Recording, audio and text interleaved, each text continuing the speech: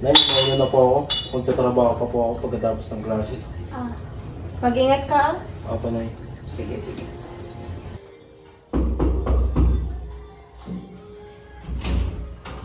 Nathan! Late ka na naman! Sorry sir, nakalimutan po kasi yung assignment ko. Sus, nagrason ka ba?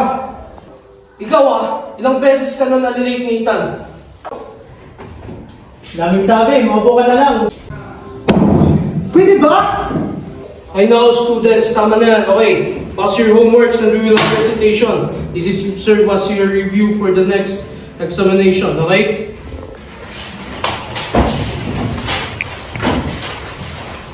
Mr. Mason, kindly collect the homework of your classmates.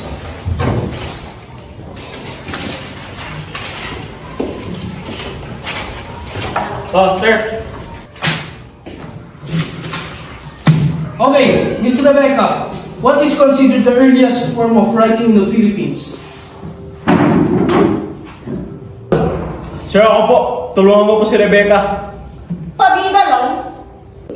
Abby, pwede ba? Okay, Jaden, what is the answer? Sir, alibata po. Pinulong mo naman yung sagot eh. Inggit ka? Tama! Nathan, tayo, here's your question. For how many years did Spanish rule or last in the Philippines? 330 po. Mali! Abby, what is the correct answer? 333, sir. Okay, class, dismiss. Kulang ka lang 3, boy! Huwag ka kasing bida-bida.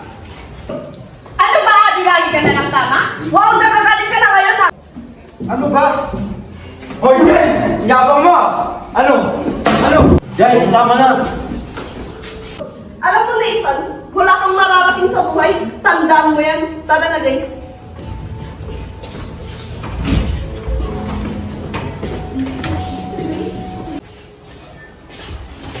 Uy, Rebecca, okay ka lang ba? Ish, nanggigigil talaga ako sa abi na yun. Sumusobra naman sila. Okay lang yun, doon pa naman tayo binubuli nun. Nathan, hindi ka ba nasasaktan sa ginagawa nila sa'yo?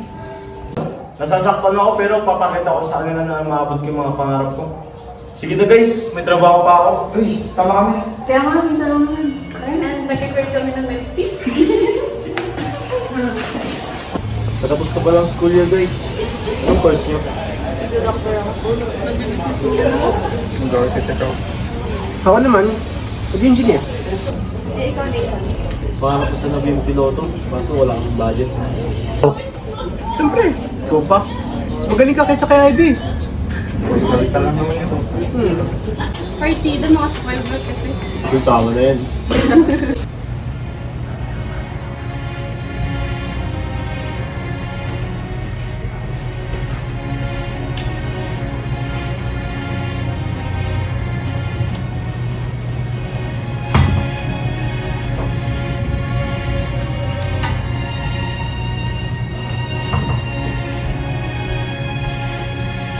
Nay, nakauwi na po ako. Kumain ka na ba? Hindi po, Nay. Tapos na po ako. Nagpapahinga na po ako. Oh, ba't parang malungkot ka? Nay, mga kaklase ko kasi. Nay, parang hindi ko na maabot yung mga pangarap ko. Anak, kaya mo yan. Nandito lang ako para sa'yo. At magtiwala ka lang sa Panginoon. Huwag mong pakinggan ang mga nag-aaway sa'yo. Kasi sila lang ang hihila sa'yo pababa. Opo, Nay. Salamat po. Matutulog na po ako. Good night po, Nay. Sige.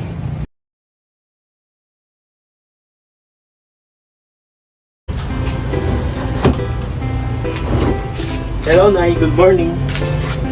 Oh, anak, ang aga mo na ngayon ah. Siyempre naman, Nay. Ay, naku anak, huwag mo na isipin ang mga yun. Sabagay, Nay. Ay, Nay, may papalang po sana ako papunta kanto. Ibibit ko lang po sila Ian. O siya, sige. Ikaw mag-iingat ha.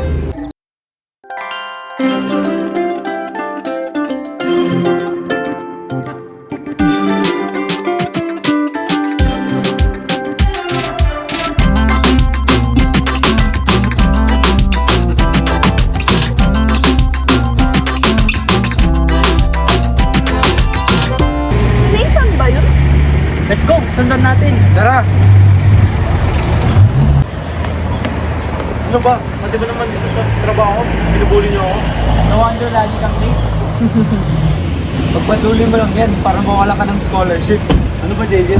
Alam mo na i-complete ako sa'yo. Hindi. Abang, tapang mo. Gusto mo matakal mo trabaho mo. Abi, please, God. Tanda na naman na ako. Hindi pa tayo.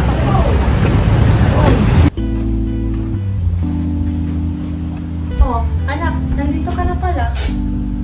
Opo, Nay. Matutulog na po ako. Oh, sige. Oh, anong problema, anak? Inaaway ka ba ulit ng mga kaklase mo? Hindi po, Nay. Okay lang po ako. Oh, siya, sige. Matulog ka na, ah. Opo, Nay. Oh, Aling Sally, ano pong ginagawa niyo dito sa school? Ah, para sana makausap ko yung mga nag-aaway sa lihan ko.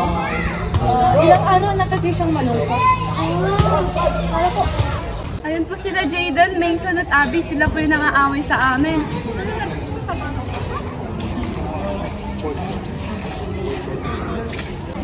hello. Kayo po ba yung mga kaklase ni Nathan? Kami nga, bakit? Gusto ko lang sana kayong makausap kung bakit yung inaaway si Nathan at mga kaklase mo. So ikaw ang nanay ni Nathan? Huwag ka nga bastos, Abby. Chill ka lang, nagtatanong lang ako. Pagsabihan niyo po yung anak niyo na huwag niya agawin yung trono ko. Tapwanda. Hindi naman ganyan ang anak ko. Tanging ginagawa niya lang ang kakayahan niya. Alam mo, auntie, walang matutupad na pangarap yung anak mo. Gusto ko lang, wag mo nang lapitan ang anak ko. Wala siyang ginagawang masama sa'yo. Like mother, like son. Alam niyo, Aling Celia, walang mararating ang mga mahihirap. Umalis na ho kayo. Ano ba, Abby? Sumusobra ka na!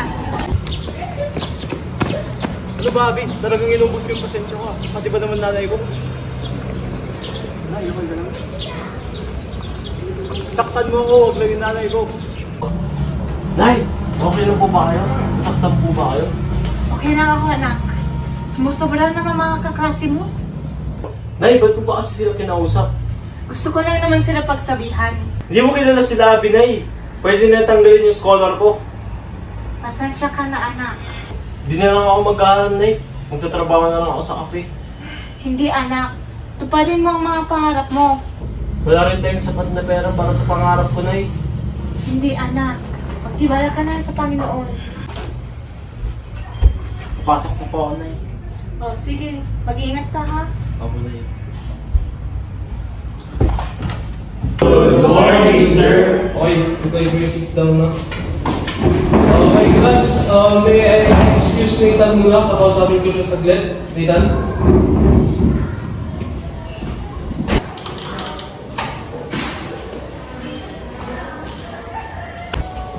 Sige, mabuhan Nathan.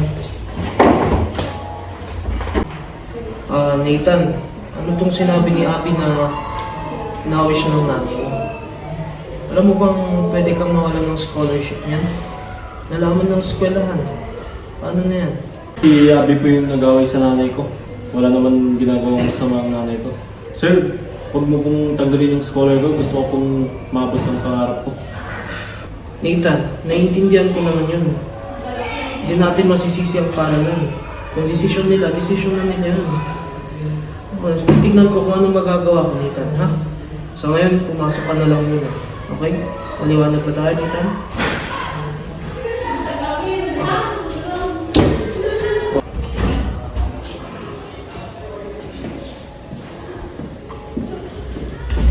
Okay, class.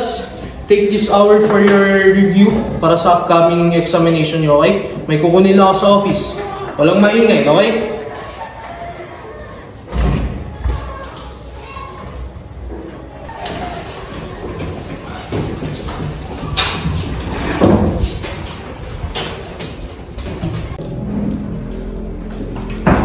I will do everything. Matanggal ka lang sa school na to. Pwede ba, Abby? Ano bang ginawang masama sa'yo? Marami. Simula nung dumating ka sa school na to, lahat ng attention nila nasa'yo. Parang lang dun. Alam mo ba yung buhay ko nasisira na dahil sa'yo? Wala akong paki sa'yo. Total, wala ka nang mararating sa buhay. Huwag mo nang tanggalin yung scholar ko kasi ako na yung kusang naalis dito.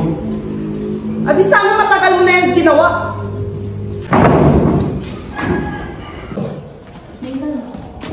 I'm sorry sa mga nangyari sa these past days, pero handa akong tulungan ka. May agency yung tatay ko and nakausap ko na. Tutulungan ka namin. Talaga? Kaya huwag ka na mag-deny sa mga pangarap ko. Kaya mo sinabi, sila naman yung walang mararating sa buhay. Tama. Ayan yung mga sila. Ayan.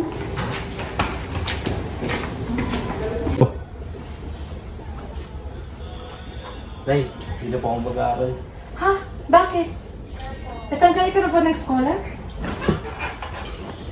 Parang gano'n na nga po, Nay. Pero pinulungan pa ako ng papa ni Ana para maabot ang aming pangarap. Ha? Paano? May agency po sila, Ana, Nay, at handa nila akong tulungan. Talaga ba? Ang bait naman ng kaklase mo. Opo, Nay, huwag na po kayong mag-alala. Makakaraosin po tayo.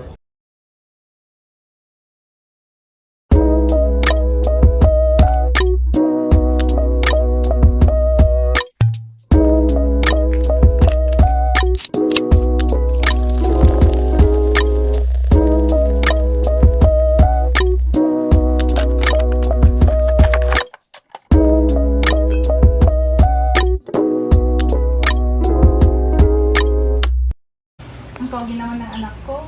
Proud na ako sa'yo. Sabi ko sa'yo, magtiwala ka lang sa Diyos. Sa wakas, Nay, matupad ko na yung mga pangarap natin. Lagi ako magpapasalamat sa Diyos. Abigail? Nathan, ikaw yan? Kumusta ka? Okay lang. Ikaw? Okay lang din. May trabaho ka dito? Upo ka na, mag-usap tayo. Ano sa'yo? Di pinalad eh. Karma na din siguro. Eh ikaw, ano nang ganap sa'yo? Isa na akong ganap na piloto. Oh, natupad mo na pala ang mga pangarap mo. Nathan, pasensya na sa mga ginawa kong mali sa'yo ah. Oo, masakit mga ginawa mo sa akin. Pero ang laki ng panawarin. Sana natuto ka na sa mga ginawa mo. Mauna na ako, Abby. Mag-ingat ka palagi, Abby. Lagi ka lang magtiwala sa Panginoon. Bye!